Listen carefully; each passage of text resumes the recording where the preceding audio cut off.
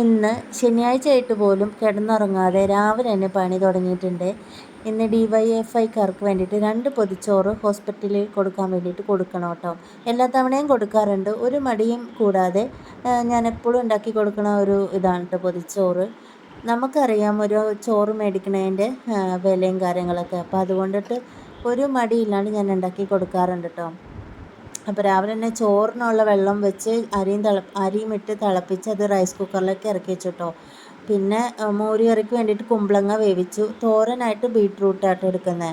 ഞാനിന്നപ്പോൾ അടുപ്പിലൊന്നും വിറക് കത്തിച്ച് ചോറൊന്നും വെച്ചില്ല. 9 മണിയാകുമ്പോൾ കൊടുക്കണമെന്നാണ് പറഞ്ഞത്. റെഡി ആവുമോ എന്തോ ഒന്നും അറിയില്ലാത്തത് കൊണ്ടിട്ട് ഞാൻ റൈസ് കുക്കറിലോട്ട് ഇറക്കി വെച്ചിട്ടോ. 9 മണി കഴിഞ്ഞു ഞാൻ കൊടുത്തപ്പോൾ.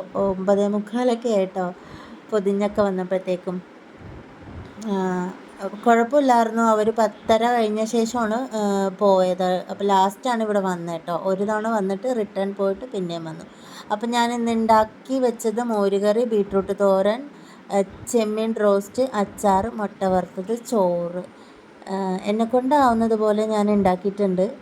കഴിക്കുന്നവർ നല്ല രുചിയോടെ കഴിക്കണമെന്നുള്ള രീതിയിലും സ്നേഹത്തോടും കൂടിയാണ് ഞാൻ ഈ പൊതിച്ചോറ് ഉണ്ടാക്കിയത് കേട്ടോ. ഞാൻ ഈ പൊതിച്ചോറ് ഉണ്ടാക്കിയപ്പോൾ ഞാൻ എൻ്റെ മോൾക്ക് വേണ്ടി പറഞ്ഞു കൊടുക്കുമായിരുന്നു ഇത് എന്തിനു വേണ്ടിയാണ്, ആർക്ക് വേണ്ടിയാണ് എന്നൊക്കെ കേട്ടോ. അപ്പോൾ ഇന്നത്തെ വീഡിയോ ഇത്രയേ ഉള്ളൂ. എല്ലാവർക്കും ഇഷ്ടപ്പെടുവാണെങ്കിൽ ലൈക്ക് ചെയ്യുക. നിങ്ങളൊക്കെ ഇങ്ങനെ പൊതിച്ചോറ് കൊടുക്കാറുണ്ടെങ്കിൽ ഒന്ന് എൻ്റെ വീഡിയോന് താഴെ കമൻറ്റ് ചെയ്യാം കേട്ടോ. താങ്ക്